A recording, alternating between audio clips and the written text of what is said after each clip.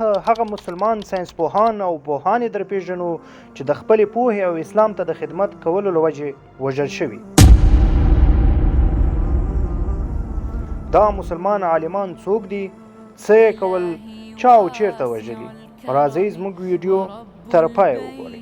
یوه خبره، د دوی هر یو په اړه ممکن زموږ معلومات کافي نه وي. تر پیژندلو وروسته یې په اړه حتما ریسرچ وکړئ. لومړی انځور ډاکټره سامیه. هو، ډاکټره سامیه د سعودي عربستان اوسیدونکې طبي ډاکټره ده. د هغې علمي څېړنو د زړه د عملیاتو لیدلوری بدل کړ. د عملیاتو د پیچلې پروسې د اسانه کولو لپاره یې آرام ورکوونکې عصبي وسیله اختراع کړه. په 2005 کال کې ووژل شوه او د هغې اختراعات او ساینسي څېړنو مسودې غلا شوې. دوهم یحیی المشد. یحیی المشد مصري اټومي ساینسپوه و، بلکې د مصر د اټومي پروګرام د بنسټ ایښودونکو مخکښ و او د عراق د اټومي پروګرام پلار هم ورته ویل کیږي. د اټومي راکېټونو په اړه شاوخوا 50 څېړنیزې مقالې هم لري. په 1980 کال د فرانسې په پاریس کې ووژل شو. دریم مصطفی مشرف. مصطفی مشرف مصري ساینسپوه چې د عربي نړۍ د آینشټاین په نوم هم یادېږي.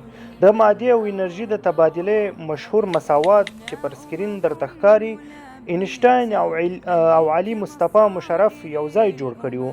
خو د دغه مساوات د یادولو پر مهال د اینشټاین نوم لیکل کیږي او د علي مصطفی مشرف بیخي یادونه نه کیږي. په 1905 کال موساد د زهرو په واسطه وواژه. څلورم حسن کامل الصباح. حسن کامل الصباح د لبنان یو ماهر انجینر و چې د عربي نړۍ د ایډیسن په نوم هم یادېږي. د برېښنایي انجینرۍ په برخه کې له 103 ډېر اختراعات لري. په 1935 کال په امریکا کې ووژل شو. سلوا حبیب. سلوا حبیب د کویټ یوه ښځینه څېړونکې ده. هغې د صهیونیستیانو لخوا د عربي نړۍ او افریقا په خلاف ډېرې پټې دسیسې او پلانونه افشا کړل او د یهودو د تاریخ او روټشیلډ په هکله زیات کتابونه هم ولیکل. بالاخره په خپل هستوګنځي کې ذبح کړل شو. سعید بدیر. سعید بدیر له مصر څخه و او د میزایل ټکنالوژۍ په برخه کې یو ماهر ساینسپوه و. په ځانګړې توګه د راکټ انجینرۍ په برخه کې د یادونې وړ او ارزښتناکه علمي څېړنې کړي دي. ډېره موده د آلمان په سټیټلیټ فیلډ کې خدمت هم وکړ. په 1989 کال کې ووژل شو. سمیر نجیب.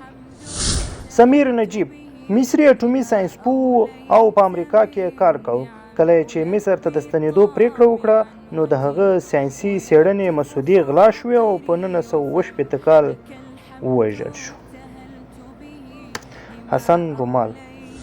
حسن رومال د لبنان اوسیدونکی دغه ساینسپوه د فزیک د ډګر اتل و. له 119 ډېر ساینسي اختراعات او ساینسي څېړنې ترسره کړې وې. په 1991 کال په فرانسه کې ووژل شو. وروستی سمیرا موسی. سمیرا موسی د مصر اوسیدونکې اټومي ساینسپوهه ده. هغې پر دې څېړنې وکړې چې اټومي انرژي په طبي برخه کې څنګه کارول کیدای شي او همدارنګه د اټومي انرژي څخه د برېښنا پر تولید ډېر اختراعات او څېړنې وکړې. هغه په 1952 کال د امریکې د سفر پر مهال په امریکا کې ووژل شو. هنا ملبية مليك مصائر الأمم هنا للطهر